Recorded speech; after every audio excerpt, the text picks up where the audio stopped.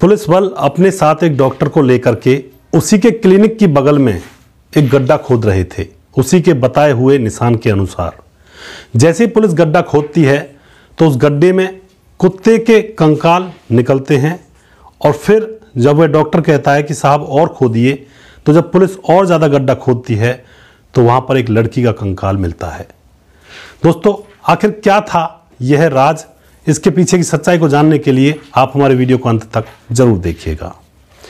नमस्कार, मैं हूं सुदेश कुमार और तिरछी बात चैनल में आपका स्वागत है। एक हैवान डॉक्टर ने अपनी गर्लफ्रेंड को मारकर जमीन में गाड़ा और उसके ऊपर एक कुत्ते को भी दफन कर दिया।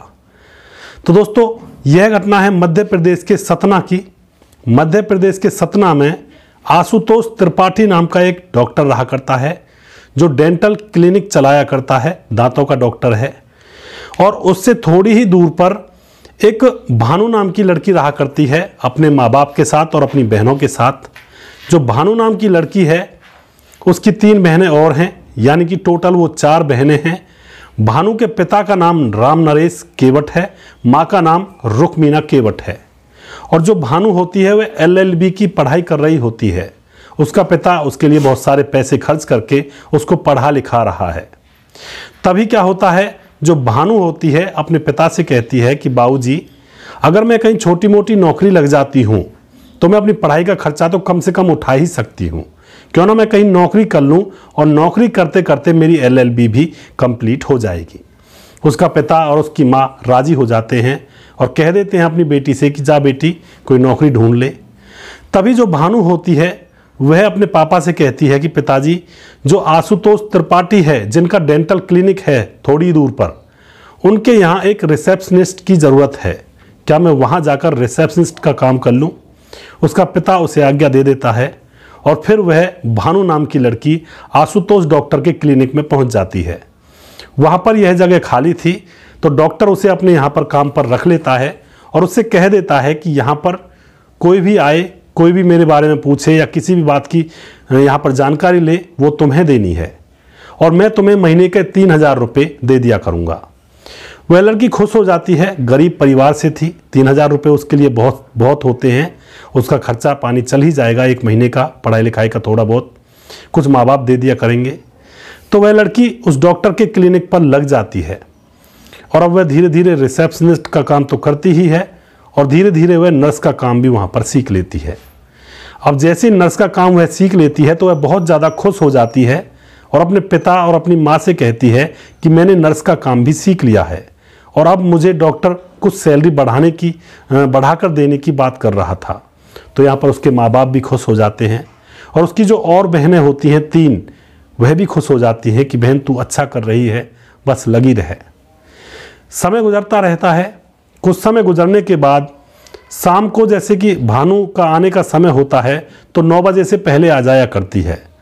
लेकिन 18 दिसंबर 2021 को रात को 9 बज जाते हैं और अभी तक भानु घर पर नहीं पहुंची है। उसके माँ बाप उसका इंतज़ार कर रहे हैं लेकिन भानु का कोई अता पता नहीं है। 9 बज जाते हैं, माँ बाप उसके फ़ोन पर फ़ोन करने की ट्राई करते हैं लेकिन उसका फ़ोन स्विच ऑफ बोल रहा होता है। फिर माँ बाप उस डॉक्टर के फ़ोन पर फ़ोन करते हैं, उसका भी फ़ोन स्विच ऑफ बोल रहा होता है। माँ बाप बड़ी चिंता में हो जाते हैं और फिर डॉक्टर के क्लिनिक तक भी जाते हैं तो वहाँ पर क्लिनिक बंद था। दोस्तों, अब माँ बाप वापस उसे ढूंढते हुए इधर उधर आ जाते हैं घर पर और रात भर उसकी चिंता में डूबे रहते हैं कि हमारी बेटी आखिर गई तो गई कहाँ। अब रात यूं ही गुजर जाती है। जैसे ही सुबह होती है तो जो पिता होता है भानु का, राम नरेश केवट, वह अपनी बेटियों के साथ उस डॉक्टर के क्लिनिक पर दोबारा से जाता है और वहाँ पूछता है कि हमारी बेटी कहाँ है। तो जो डॉक्टर होता है आशुतोष त्रिपाठी, वह उनसे कहता है कि तुम्हें मैंने बताया नहीं, इसके लिए मुझे क्षमा करना। तुम्हारी बेटी बहुत माइंडेड है, बहुत दिमागदार है, वह दूसरी जगह पर काम पर जा लगी है और ज़िंदगी में बहुत ज़्यादा तरक्की करेगी। ऐसी बातें वह डॉक्टर उन माँ बाप के सामने, उस पिता के सामने और उसकी बहनों के सामने रखता है। उसकी बहन और उसका पिता समझ जाते हैं कि डॉक्टर झूठ थोड़ी बोल रहा होगा, कहीं ना कुछ हुआ ही होगा। और उसके बाद वह डॉक्टर से कहते हैं कि हमारी क्या बात हो सकती है। तो वह डॉक्टर उनको इसी तरह से टाल देता है कि अभी उसने बात करने से मना किया है। वह तुमसे एक बार में ही बात करेगी और मैं सारी बात तुम्हें समय आने पर बता दूंगा। डॉक्टर वहीं पर बैठा रह जाता है और पिता और उसके साथ जो बेटियां गई थी अपनी बहन का पता लगाने के लिए, वह वापस घर आ जाती हैं। और जैसे वह घर आते हैं तो जो भानु की माँ होती है वह एकदम से उनके पास जाती है और पूछती है कि क्या कहा डॉक्टर ने, कहाँ है हमारी बेटी। तो जो पिता होता है भानु का, वह कह देता है कि डॉक्टर ने कहा है वह अच्छी जगह पर गई है और वह बहुत ही अच्छा काम कर रही है, बहुत सारे पैसे भी कमाएगी और तुम चिंता मत करो।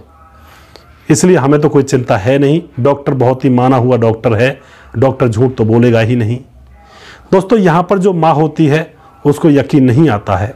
फिर वह भी दौड़कर उस क्लिनिक में जाती है और डॉक्टर से पूछती है कि हमारी बेटी है कहाँ, कम से कम उससे बात तो करवा दीजिए। लेकिन डॉक्टर उसको भी टाल देता है और कह देता है कि समय आने पर मैं बात करवा दूंगा, अभी वह ऐसी जगह पर है वहाँ पर वह फ़ोन नहीं कर सकती है, ना ही वह फ़ोन उठा सकती है। अब वह माँ वापस आ जाती है और अपनी बेटी का इंतज़ार करने लगती है। कोई भी घर के अंदर फ़ोन बजता तो फ़ोन की तरफ भाग कर जाती, कहीं मेरी बेटी का फ़ोन तो नहीं है। लेकिन उसकी बेटी का आता पता नहीं था। जो पिता था बेटी भानु का, उसको यकीन था और भानु की बहनों को भी यकीन था कि डॉक्टर झूठ नहीं बोलेगा। लेकिन दोस्तों, अब धीरे धीरे कुछ समय और गुजरता है। वह बार बार भानु के फ़ोन पर फ़ोन करते, लेकिन एक भी दिन भानु ने फ़ोन को चालू नहीं किया। सारे घर वाले परेशानी में, टेंशन में हो जाते हैं। अब जो डॉक्टर होता है आशुतोष, वह समझ जाता है कि फ़िलहाल इस घर में क्या कंडीशन होगी। वह उनके पास जाता है और उनसे कहता है कि आपकी बेटी भानु ने एक नया फ़ोन मंगाया है, क्योंकि उसका जो पुराना फ़ोन है वह टूट गया है, वह नया फ़ोन आपसे मंगा रही है। तो जो भानु की बहनें होती हैं वह फटाक से अपना फ़ोन निकालती हैं और उसको दे देती हैं। अब डॉक्टर उस फ़ोन को ले जाता है और जैसे ही डॉक्टर उस फ़ोन को ले जाता है तो भानु की बहनों के व्हाट्सएप पर मैसेजेस आने चालू हो जाते हैं कि मैं ठीक हूँ, तुम कैसी हो, खाना खाया कि नहीं खाया, मैं फ़ोन नहीं कर सकती, मैं ऐसी जगह में हूँ, ऐसे काम कर रही हूँ। दोस्तों, बेटियाँ बड़ी खुश होती हैं क्योंकि भानु दीदी का बहुत दिनों में मैसेज आया था। अब वह माँ को बताती हैं, बापू को बताती हैं कि भानु दीदी का फ़ोन आया है। माँ और बापू बहुत ज़्यादा खुश होते हैं कि चलो बेटी का कम से कम मैसेज तो आया। वह बेटियाँ माँ बाप से कहती हैं कि भानु का मैसेज आया है, तो माँ बाप कहते हैं चलो कम से कम बेटी का मैसेज तो आया। अब इसी तरह से वह पूछती रहती है और वह लोग बताते रहते हैं कि हम ठीक हैं। लेकिन उन परिवार वालों को क्या पता था कि यह मैसेज उनकी भानु नहीं कर रही है, यह मैसेज तो वह डॉक्टर ही कर रहा होता है जो उस फ़ोन को लेकर गया था। अब यहाँ पर जो माँ होती है उसका सब्र का बांध टूटा ही जा रहा था, लेकिन वह कहे भी तो क्या कहे, किससे कहे। अब तकरीबन 42 दिन गुजर जाते हैं और 42 दिन जब गुजर जाते हैं तो माँ के सब्र का बांध बिल्कुल ही टूट जाता है। अब वह पुलिस थाने में जाती है और सारी घटना पुलिस के सामने बयां करती है कि हमारी बेटी डॉक्टर आशुतोष के क्लिनिक पर लगी हुई थी और उसको 42 दिन हो चुके हैं गायब हुए, और डॉक्टर ने भी हमें कुछ पता नहीं बताया, हमारी बेटी को ढूंढ दो साहब। पुलिस वाले उठते हैं और तुरंत आशुतोष के क्लिनिक में आते हैं। आशुतोष उस इलाके का जाना माना डॉक्टर था, तो पुलिस वाले ज़्यादा उससे तंगी नहीं करते हैं और आशुतोष पुलिस वालों को भी अपनी बातों में उलझा देता है और कह देता है कि वो कुछ ऐसा काम करने गई है, उसने फ़ोन करने से भी मना किया है, वो आ जाएगी, मैं बता दूंगा। पुलिस भी वहाँ से उससे पूछताछ करके चली जाती है और अपने काम धंधों में लग जाती है। लेकिन माँ को तसल्ली नहीं हो रही थी। माँ फिर से पुलिस थाने में जाती और पुलिस वालों से कहती कि मेरी बेटी को ढूंढ दो। लेकिन पुलिस वाले माँ से कह देते कि माँ जी तुम घर जाओ, तुम्हारी बेटी आ जाएगी, हमें बहुत कुछ काम करने हैं, तुम यहाँ पर बाधा मत बनो। इसी तरह से वह माँ बार बार जाती पुलिस थाने में और बार बार उसको वापस लौटा दिया जाता। अब कुछ दिन और गुजर जाते हैं तो अब माँ सीधा सीएम ऑफिस में फ़ोन कर देती है और जैसे ही सीएम ऑफिस में फ़ोन करके सारी घटना बताती है तो सीएम ऑफिस से पुलिस थाने में फ़ोन आता है और सख्त हिदायत दी जाती है इस केस के ऊपर कार्रवाई करने के लिए। पुलिस एकदम से सख्त हो जाती है और अब पुलिस सीधा डॉक्टर के पास आती है और कहती है कि तुम्हें थाने आना होगा, हमें तुमसे कुछ पूछताछ करनी है। दोस्तों, आशुतोष बड़ा खुश होकर थाने में जाता है, लेकिन वहां जाकर जब मंजर देखता है तो वह भी घबरा जाता है। वहां पर पुलिस ने बहुत सारे लोगों को बिठाया हुआ था जो गुंडे मवाली थे, एक एक करके उनसे पूछताछ कर रही थी अपने तरीके से। यह देखकर जो आशुतोष डॉक्टर होता है वह डर जाता है और पुलिस वाले बार बार यह कह रहे थे उनसे कि अगला नंबर 13 है, अगला नंबर 13 है। और फिर अंत में लास्ट में आशुतोष से भी कह दिया जाता है कि इनके बाद नंबर 13 है। जैसे ही यह बात आशुतोष से कही जाती है तो वह बुरी तरह से डर जाता है और पुलिस वालों के सामने अपने आप ही सारी घटना बयां करने लगता है। पुलिस वाले उसको बिठाते हैं और सारी घटना उसके मुंह से सुनते हैं। अब यहाँ पर आशुतोष त्रिपाठी कहता है कि वह लड़की मेरे ऑफिस में काम किया करती थी और मेरी भी शादी नहीं हुई थी, उसकी भी शादी नहीं हुई थी। उसके भी घर वाले उसकी शादी के लिए तैयारियां कर रहे थे, मेरे घर वाले भी मेरी शादी के लिए तैयारियां कर रहे थे। और आशुतोष जो होता है वह भानु से प्यार करने लगता है और भानु भी उससे प्यार करने लगती है, क्योंकि आशुतोष ने कहा था कि मैं तुमसे प्यार कर रहा हूं और मैं तुमसे शादी भी करूंगा। भानु उसकी चाल में आ जाती है, दोनों एक दूसरे से प्यार करने लगते हैं और भानु अब शादी की उम्मीद करने लगती है उस डॉक्टर से। लेकिन डॉक्टर कहाँ उससे शादी करने वाला था, वह तो उसके साथ सिर्फ और सिर्फ मज़े ले रहा था।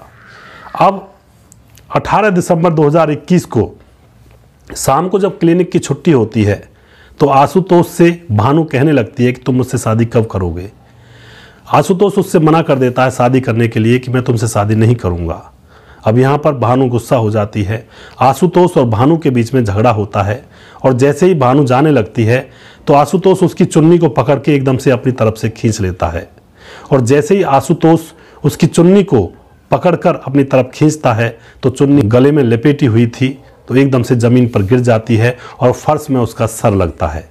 जैसे उसका फर्श में सर लगता है तो बेहोश हो जाती है। आशुतोष पहले तो यह समझता है कि यह शायद मर गई है, लेकिन वह मरी नहीं थी, बेहोश हुई थी। अब वह उसकी नीचे धरती पर बैठ करके वह सोचने लगता है कि अगर इसको मार ही दिया जाए तो क्या दिक्कत होगी, यह मेरे जी का जंजाल है, यह छूट जाएगा।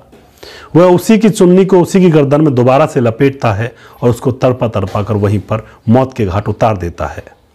उसके बाद दोस्तों रात का समय था, उसकी डेड बॉडी को एक बोरे में भरकर और अपनी ही मेज के पास, यानी कि जो काउंटर होता जहाँ पर वह बैठता था, डेस्क, उसमें चेयर के पास रख लेता है, यानी कि अपने पैरों में, और वह क्लिनिक को बंद करके अपने घर चला जाता है। दूसरे दिन सुबह होती है, जब वह अपने क्लिनिक पर आता है तो वहाँ पर बहुत सारे मरीज़, बहुत सारे कस्टमर खड़े हुए थे। वह सीधा क्लिनिक में घुस जाता है और अपनी डेस्क पर बैठ जाता है। उसके पाँव में बोरी में बंद हुई वह भानु की लाश पड़ी हुई थी और इधर वह डेस्क के ऊपर से मरीजों को देख रहा था। कैसा मंजर होगा दोस्तों उस समय का। अब वह पूरे दिन काम करने के बाद वह समझ जाता है कि इस लाश को ज़्यादा देर तक यहाँ पर नहीं रख सकते हैं क्योंकि बदबू उठने लगेगी। वह 2 मजदूरों को बुलाता है और उसके पड़ोस में ही क्लिनिक की बगल में खाली जगह पड़ी हुई थी और उन मजदूरों से कहता है कि इस कच्ची जगह में गड्ढा खोद दो। मजदूर पूछते हैं कि डॉक्टर साहब आखिर आप गड्ढा क्यों खुदवाना चाहते हो। तो वह बताता है कि क्लिनिक में टॉयलेट की वजह से बहुत सारी गंदगी हो जाती है, तो मैं यहाँ पर एक नया टॉयलेट बनाना चाहता हूँ, उसमें ही हम यहाँ पर टॉयलेट किया करेंगे, क्लिनिक साफ़ सुथरा रहा करेगा।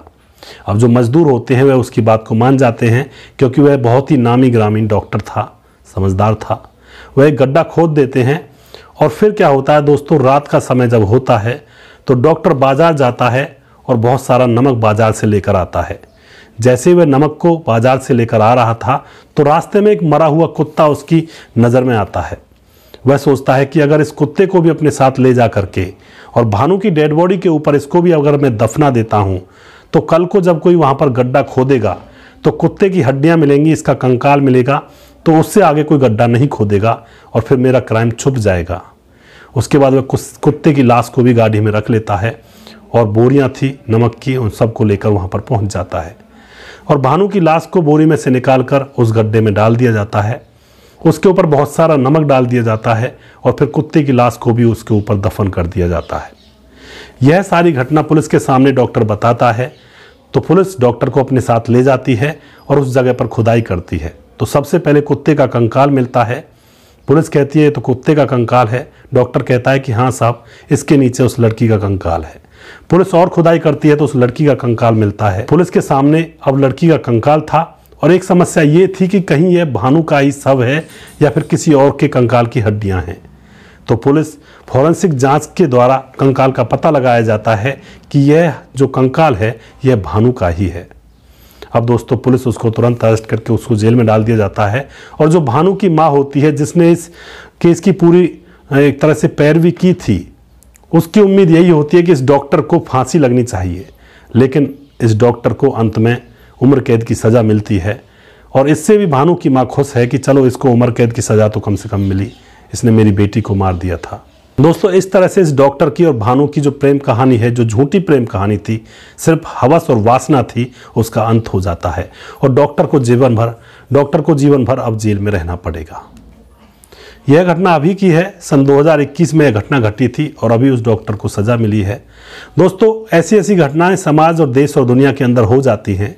इन घटनाओं को जब देखते हैं और सुनते हैं तो लगता है कि इस संसार के अंदर बहुत सारे जानवर हैं जो इंसान के रूप में, इंसान की खाल में भेड़िए घुसकर घूम रहे हैं। तो यहाँ पर इस घटना से क्या सीख मिलती है? यहाँ से सीख यही मिलती है कि कभी भी इन प्रेम प्रसंगों में ना पड़ें, कभी भी इन चीज़ों के चक्कर में ना पड़ें, वरना ज़िंदगी तबाह होने में 1 मिनट का भी टाइम नहीं लगता है।